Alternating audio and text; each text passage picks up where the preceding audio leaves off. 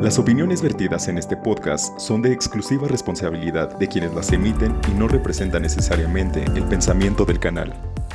Bienvenidas y bienvenidos a Revolución de las Conciencias. Yo soy Citzi Ábalos y estoy muy contenta de estar con ustedes compartiendo temas de historia y temas de jurídicos, temas que nos invocan a hacer análisis de muchas cosas que están pasando actualmente y otras que pasaron que tienen que ver con nuestra historia y que tenemos que comprenderla. Y esta mañana yo estoy muy contenta de estar con Simón Vaca, que además Simón trabaja en la Casa de la Cultura Jurídica de Michoacán, pero él es doctor en Derechos Humanos y fue esta maestría fue tomada a través del Consejo de la Judicatura de la Federación. Entonces yo estoy muy agradecida de tener a Simón como invitado y bueno, pues hoy vamos a hablar de un tema que tiene que ver con nuestra historia, Simón, o sea, la historia de la humanidad, y que al día de hoy pues seguimos teniendo estas situaciones tan tristes, tan lamentables como es la segregación racial. Y bueno, hay una palabra que últimamente hemos estado escuchando mucho, que se replica mucho pues por el tema que está sucediendo en Palestina, que es el apartheid. ¿Lo dije bien? Apartheid.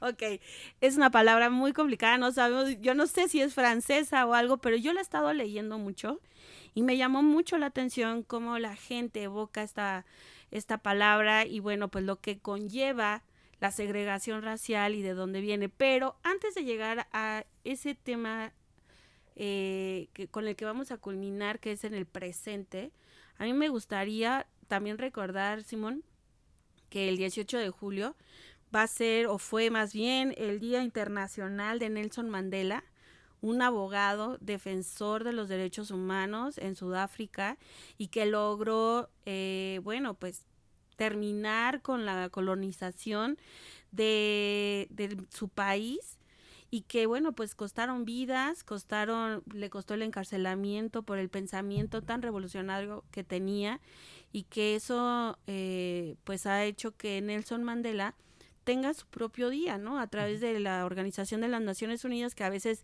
creemos en ella y luego no creemos en ella, la verdad, yo te lo digo, honestamente de repente me saca de onda el saber que existe esta organización mundial y que los intereses no siempre son los mejores, ¿no? Entonces, Simón, pues bienvenido. Muchas gracias a hablar de un por tema la invitación. Complicado. Es un gran tema. Sí, con esta breve introducción que nos compartes nos damos cuenta de que es un tema multifacético, multiregional, multicausal. Es muy difícil entenderle porque tiene diferentes aristas, momentos y sobre todo entenderle para su transformación. O sea, entender que nos caiga el 20 que este es un sistema que generó separación de personas, violentación a la dignidad humana, generó un problema ancestral. Uh-huh. Algunas comunidades, como tú lo apuntas ahorita, están dolidas, todavía tienen muchas comunidades a nivel mundial, todavía tienen ese dolor de haber sido segregados por otro grupo con el que tienen que compartir ese espacio territorial. Y bueno, y compartir es un decir porque en realidad llegaron a invadirlo. O sea, México correcto. Tuvo una invasión de varios países europeos, porque no fue solamente España, ya vino Francia, ¿no? Y luego quisieron venir otros tantos a invadir este país para colonizarnos, o sea, para generar esta circunstancia de poder. Pero en el Inter hubo una segregación racial. Claro, y ahí es donde encontramos el primer incentivo, o el origen, más bien el origen de este sistema denominado apartheid.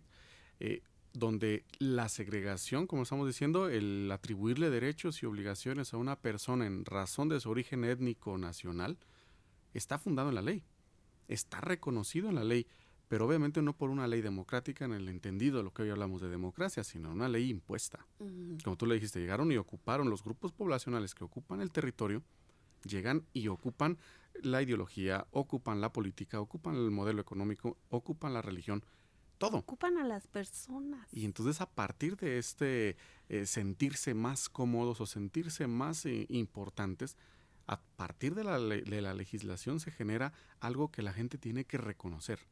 Lamentablemente tenías que reconocer que derivado de tu origen étnico no podías entrar a la escuela, Derivado de tu origen nacional, étnico, no podías acceder a determinada profesión. No puedes acceder a los cargos públicos, no puedes acceder a N cantidad de cosas, incluso ni siquiera la totalidad de los derechos. Claro. Y entonces eso generó, obviamente, cuando esos modelos de segregación ya reconocidos en ley generan pues práctica, la gente se va acostumbrando y lo que decíamos, van a generar paradigmas. Y sabes que hay una cosa que me llama mucho la atención, es cómo esta segregación racial está permitida. O sea, tú nos comentabas ahorita un tema de normalizar a través de las leyes, a través del poder, a través también de un sistema económico, de un sistema de pensamiento, ¿no? Un sistema religioso, cómo las personas se tienen y cómo se doblegan ante eso. Yo me estoy acordando ahorita de un chiste que hizo Carlos Vallarta, justo sobre este tema de cómo llegaron a colonizarnos a través de los espejitos, ¿no? Y pareciera ser muy chistoso, porque aparte Carlos Vallarta tiene una acidez increíble, muy inteligente, pero a mí, híjole, me estaba riendo y decía, te vas a ir al otro lado, Denny, porque esto no está nada chido. Ver la historia desde esa acidez y bueno, todo lo que falta por contar, pero se normaliza, se empieza a integrar en una costumbre, en una sociedad donde ya sabes que no puedes ir, supongamos, por una banqueta, y digo supongamos porque te puedo asegurar que sí sucedió, ¿no? O sea, por esa banqueta no te puedes ir, tú tienes que irte por el otro lado, ¿no? No te puedes subir a un camión. No le puedes sostener la mirada a una persona blanca. Uh-huh. Si tienes una persona de piel negra, no puedes sostenerle la mirada. A doblegarse. Sí, porque es una falta de respeto. Y entonces imagínate cuando educas a a tus hijos, que les tienes que decir, por eso esos temas dañaron tanto la dignidad de los pueblos, porque tú como madre de familia le tienes que decir a tu niña, a tu niño, no lo veas, y lo tiene que normalizar, y entonces genera ese paradigma. Y entonces esas luchas que nos traes a cuento de Nelson Mandela son paradigmáticas y son revolucionarias porque cambiaron la forma de pensar ancestral, presente y futura de una comunidad en la que decías, oye, ¿por qué el origen étnico, el nacional, tiene que vincularme en supremacía, en sabiduría? Si somos exactamente iguales, ¿no? Es el primer artículo de las Declaraciones Universales es, nacemos libres e iguales en derechos y en dignidad. Entonces, esto que dices tú es creo que la base de todo, cuando no nos ponemos a reconocer hasta qué punto estamos normalizando prácticas, costumbres o paradigmas de la supremacía racial. Y creo que en los momentos feministas hay un elemento interesante que me gusta que traen a cuento cuando dicen estos modelos ideales de belleza, ¿no? Ajá. Y generalmente los modelos ideales de belleza aplican a determinado grupo social con determinada delgadez, forma de cara. Color también. O sea, sabemos que el ejemplo hegemónico es ser blanco o ser blanca, ¿no? Y a partir de ello, bueno, pues hay ciertas circunstancias que van cambiando, como por ejemplo el tema de la trata. Antes se decía trata de blancas. Ajá. Porque parecía ser que, o bueno, no parecía ser, en realidad en ese momento era importante hacer visible que las mujeres blancas eran las únicas que vivían esta circunstancia, porque antes había el esclavismo para las mujeres negras, con todo el respeto, porque ya no sé si decir negras o de color, o sea, de verdad hasta eso tenemos que tener mucho cuidado, ¿no? Sí. Y entonces, o las mujeres africanas, pues, entonces, ¿qué sucedía? Que al final de cuentas, si una mujer blanca vivía una condición de violencia, era importante e imperante buscarle. Y además había una ley que trataba ese tema porque eran blancas. Y no entraban las demás. No cuadraban. Es como cuando acá en México, cuando la Constitución mexicana empezaron a decir, no, pues es que ahí dice hombre y entonces ninguna mujer entra. Sí. Es similar. Claro, estos modelos han estado ahí presentes. No queda tan explícito quién está dentro de la norma, quién está afuera. Pero sí queda muy claro, en los sistemas de apartheid quedaba velado el estar y no estar. ¿No? Por ejemplo, en Estados Unidos, derivado del modelo del apartheid, entonces las personas de piel negra van a determinadas escuelas, las personas de piel blanca van a determinadas escuelas. Y ese es el famoso modelo separados pero iguales. Es decir, sustentados en algunas teorías, supongamos teorías que hacían alusión a los derechos naturales, es decir, la naturaleza nos dicta lo que somos. Entonces, si la naturaleza nos distinguió con el color de la piel, decían, entonces, ¿por qué nosotros nos vamos a juntar? No tenemos que mezclarnos. Luego entonces generaron este modelo de separados pero iguales, en donde había escuelas exclusivas para la niñez de descendencia, digamos, de piel negra, de las comunidades negras, y las otras de comunidades blancas. Y ya ves que se generó este paradigmático caso, donde varias personas de escuela para personas negras postularon a escuelas para personas blancas. Y entonces eso se tuvo que ir a juicio, hubo reconocimiento de derechos desde las cortes, importante, el Poder Judicial de Estados Unidos también jugó un papel importante para quebrar este sistema paradigmático y le reconocen el derecho a la persona de matricularse donde considere. O sea, ir poco a poco romper ese sistema de separados pero igual no va pensado a eso, pero lo logra. Y mediante el uso de la fuerza, es decir, con la presencia militar, estas personas pudieron acceder a la escuela. Sí, hombre, es terrible ver las fotografías de las mujeres y los hombres negros que van entrando a la escuela y con los militares a los lados. Claro, y resistiendo, o sea, con esa gallardía, porque Sí, tuvo que porque haber se sido les ve en la traumático. cara, ¿no? O sea, se les ve el porte de seguridad. Estoy llegando a un infierno. O sea, los que están aquí me están recibiendo con toda la hazaña, me están recibiendo con todo ¿El odio? el odio por haber trastocado el paradigma. ¿Cuál era el paradigma? ¿Para qué nos juntamos si la naturaleza nos había dividido? Claro. Y a mí me gusta mucho un argumento que se presentó durante el juicio, en el que nos presentaban los argumentos digamos en este caso los quejosos pensemos en una modalidad del amparo, quienes llevan a juicio este sistema. ¿Por qué si nos dice el gobierno a través de su representante que no es necesario hacer estas mezclas de personas, porque los dos sistemas educativos están pensados para el mismo rango de igualdad, el mismo rango de calidad, el mismo rango de eficiencia? Entonces no encontraban una razón de, bueno, si te estoy dando una escuela que es exactamente igual a la de blancos, ¿por qué quieres postular a esta? O sea, ¿por qué transgredir este orden si te estoy diciendo que las dos escuelas son iguales? Y el argumento fue bastante bueno y me dicen, no hay evidencia de que sean iguales. O sea, hay evidencia de que aquí no hay piso firme, de que aquí los baños no tienen el mismo nivel de higiene. El sistema educativo. En su conjunto. Y el punto central era, no hay personas blancas postulando a escuelas donde están personas negras. Claro, eso es lo que hace de la diferencia. No hubo personas blancas postulando al otro sistema. Y bueno, eso es importante decir que esto fue más o menos en los que 50, Sí. ¿no? En una historia como Estados Unidos, donde tenemos información histórica de lo que sucedió allá, porque Estados Unidos es muy cercano a México y bueno, era uno de los países y sigue siendo uno de los países donde más reflectores hay. Pero ¿qué pasa en en Sudáfrica, donde no había reflectores, Claro. donde no había alguien que tomara nota de lo que estaba pasando, donde sabíamos que existía no solamente un Nelson Mandela, sino muchas personas que estaban en contra de esta separación o de esta segregación racial y que no pudieron contar su historia?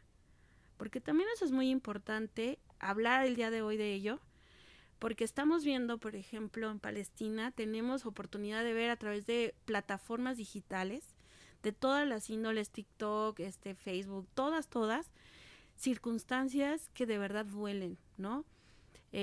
Tenemos un número aproximado de cuántos niños, bebés, adolescentes están perdiendo la vida y por qué, y más varones, porque es un tema de que no tener, lo voy a decir como es, para que no se sigan reproduciendo, para que Palestina no tenga más, ¿cómo se dice? Personas que hereden sus genes, pues. Una especie de genocidio. Una especie de, bueno, pues es un genocidio. A partir de los abortos o aborto forzoso o la esterilización forzosa, ¿no? Y también los asesinatos de infancias, porque pues el tema es romper con esas brechas generacionales que pueden en algún momento surgir o restablecer el gobierno de Palestina. Trajiste a cuento el tema de Sudáfrica. Yo creo que Nelson Mandela una visión, y sus aliados tuvieron una visión, dejaron de considerar que el problema era local para trasladarlo y focalizarlo a otros entornos, pero yo no descartaría que a ellos les benefició un poco la ubicación geopolítica o la alineación económica con intereses occidentales, y entonces eso impulsó su movimiento. ¿De qué forma?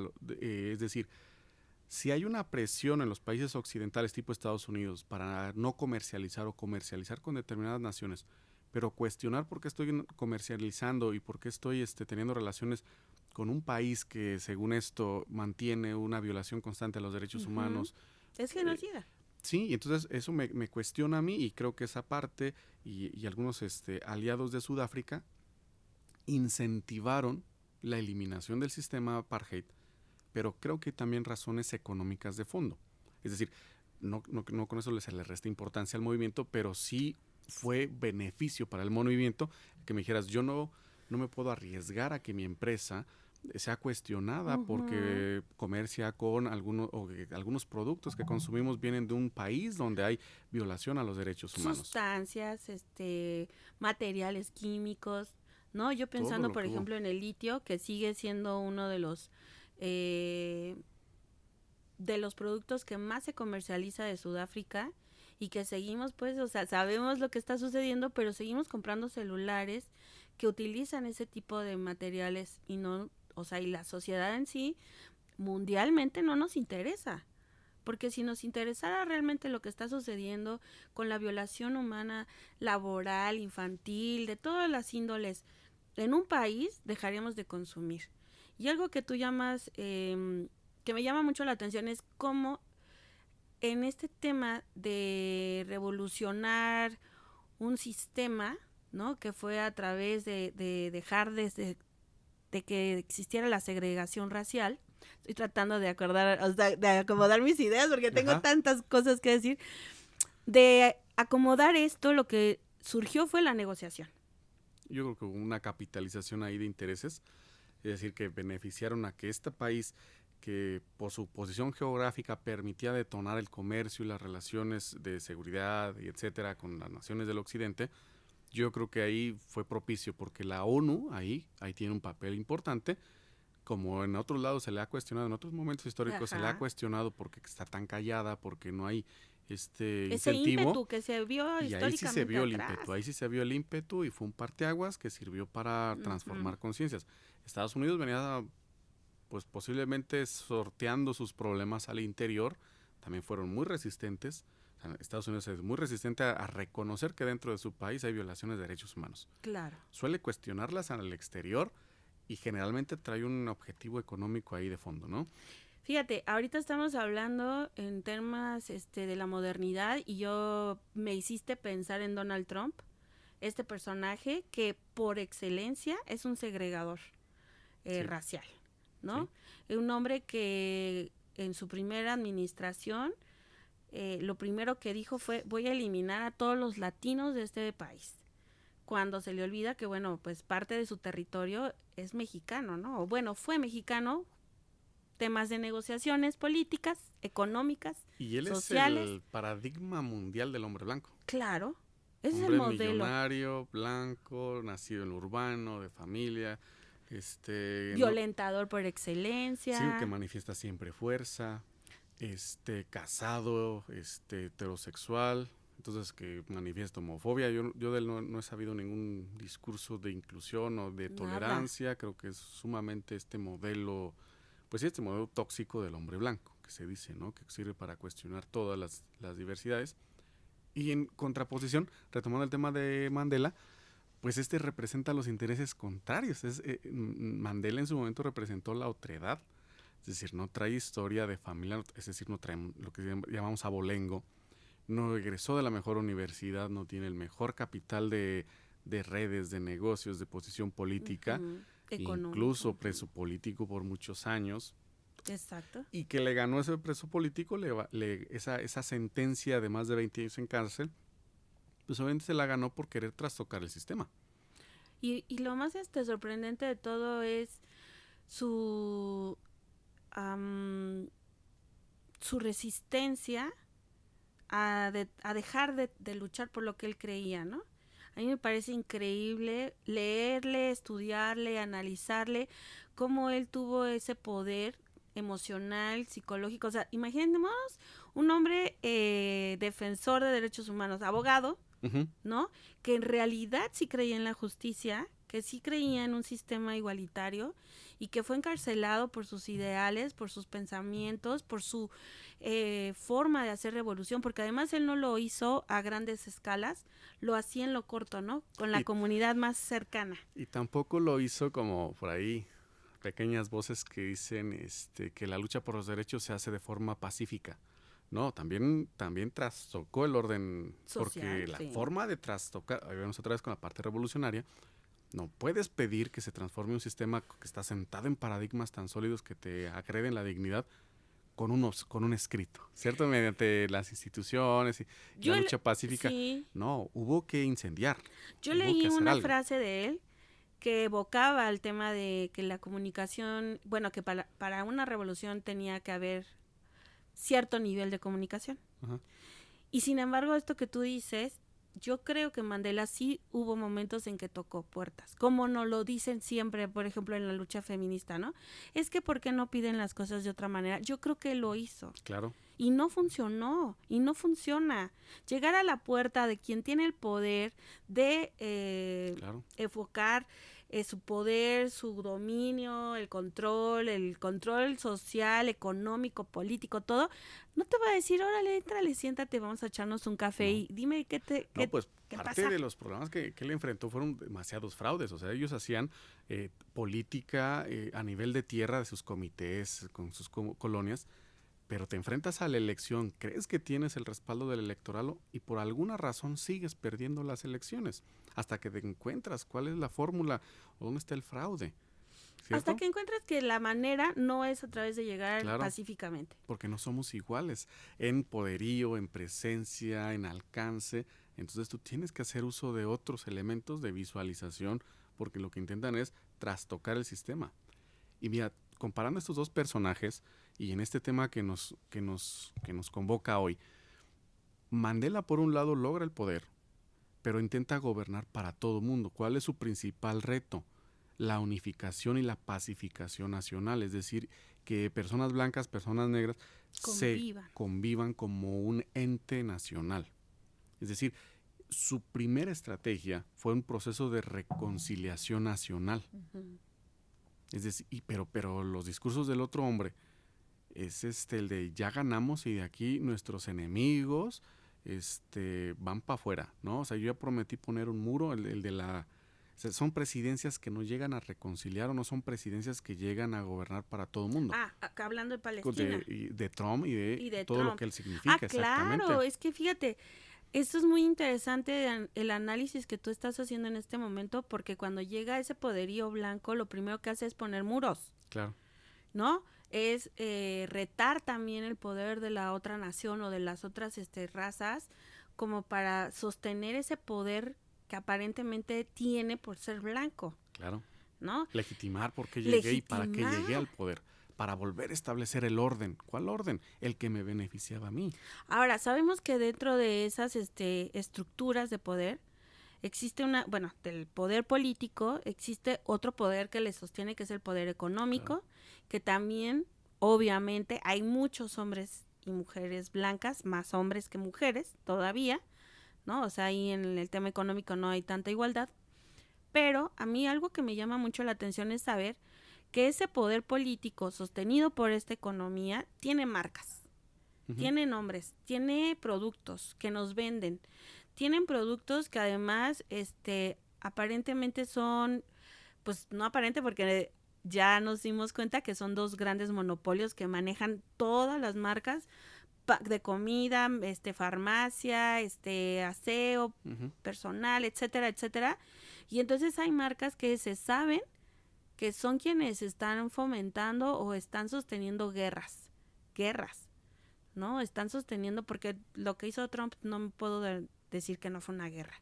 O sea, poner un muro en contra de todo lo que los demás estados habían ya negociado y que también la ciudadanía de su país también había he dicho que no era como lo más viable. Obviamente que se juntó con otros clanes como el Ku Klux Klan y todos esos seres malignos. Que los envalentonan, ¿eh? O sea, ese Sí, es otro exacto. problemón.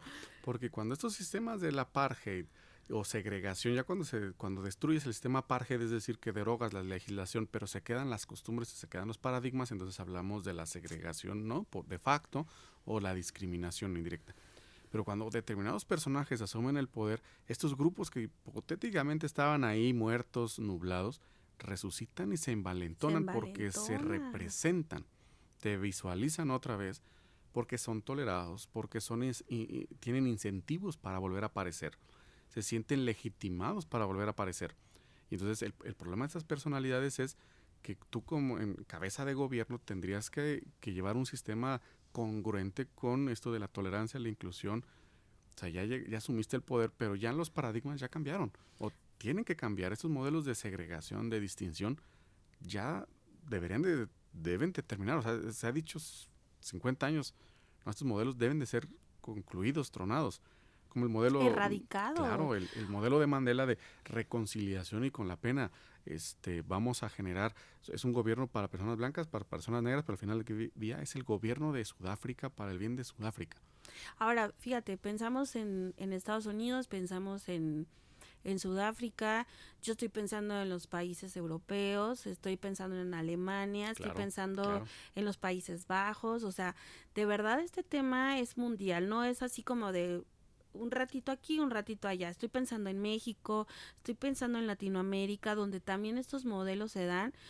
Recordemos Argentina, no hace mucho sucedió un tema de segregación racial y que al final de cuentas la gente indígena de ese país ahorita está saliendo a hablar y a exigir que se les reconozca, ¿no? O sea, de verdad este es un tema que no creo que sea de un ratito, Simón, para analizarlo, pero desde tu punto de vista, ¿qué onda con la segregación? Desde lo que tú consideras que estamos dejando de lado. Lo que no estamos viendo, yo creo que no nos ha quedado tan claro que los modelos de segregación atentan contra la libertad, contra la igualdad y la autodeterminación de personas. Es decir, en la medida que reconozcamos qué tan libre soy para tomar decisiones, qué tan igualitario me reconozco frente a la ley, es decir, de qué forma estoy nombrado en la ley. Y la otra, qué cosas realmente puedo hacer. Porque una cosa es que elimines los modelos de distinción ante la ley y otra cosa es que generes incentivos para, como dice Amartya Sen, el poder hacer realmente. Porque, por ejemplo, en este país a esta hora del día, yo no sé si este derecho de entrar y salir del país cuando tú lo quieras, lo puede disfrutar qué cantidad de la población. O sea, no está restringido para determinadas personas viajar, salir del país. Todo mundo lo puede hacer, claro, con los requisitos, acceder a un pasaporte, en su caso la visa, pero ¿quiénes realmente lo pueden hacer? ¿Quiénes salir del país con motivo vacacional, académico, de intercambio? ¿Realmente puede tomar esa decisión? ¿Planear ese viaje? O sus circunstancias económicas, culturales, lo van a determinar y por más que no lo tenga prohibido, no va a haber posibilidades de esto. Entonces, en la medida que aprendamos a compartir lo poco, lo mucho que hay, los recursos que hay, aprenderlos a compartir, pero eso implica abandonar este individualismo que, como tú lo estás trayendo a cuento aquí, el modelo económico nos está plantando cada día más individualismo. Y más discriminación, más violaciones. Híjole, Simón, pues no puedo pensar que esta parte o este podcast quede como aquí. A mí me gustaría invitarte para una segunda parte de poder hablar de la segregación racial porque al final de cuentas es un tema actual, es un tema histórico que lo hemos estado arrastrando desde hace mucho tiempo y México tiene que abrir sus ojos y entender que lo que estamos viviendo ahorita, si no lo aprendemos, si no modificamos nuestra historia, vamos a seguir reproduciendo estos patrones de violaciones constantes y bueno, tenemos que hablar de la segregación también racial en Michoacán. Esto es muy importante, me parece que nos queda muy corto el tiempo, entonces pues yo te quiero invitar para un segundo programa. Mucho gusto. Para Claro que seguir sí. hablando de ello y bueno, pues agradecerles a todas y a todos que nos hayan acompañado en Revolución de las Conciencias. Yo me quedo pensando en muchas cosas que me gustaría que en este programa aprendiéramos. Y bueno, pues esperamos que pronto podamos estar de Claro nueva que sí. cuenta sentados aquí y les agradezco mucho en casa. Síganos, por favor, y recuerden mandarnos ahí su información, alguna duda que tengan, algún tema que quieran que tratemos en el programa. Muchas gracias al Sistema Michoacano de Radio y Televisión por abrirnos su espacio y también a mis compañeras y compañeros allá en cabina. Gracias. Hasta luego.